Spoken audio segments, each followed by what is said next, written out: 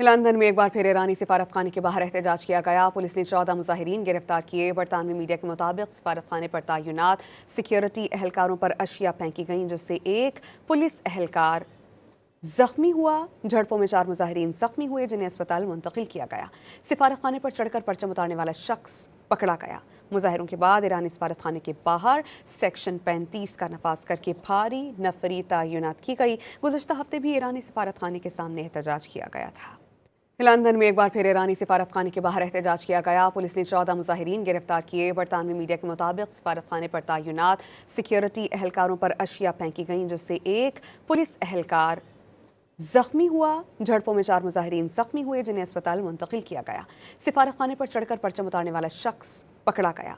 मुजाहिरों के बाद ईरानी सिफारतखाने के बाहर सेक्शन 35 का नफाज करके भारी नफरी तैनात की गई। गुज़श्ता हफ्ते भी ईरानी सिफारतखाने के सामने एहतजाज किया गया था।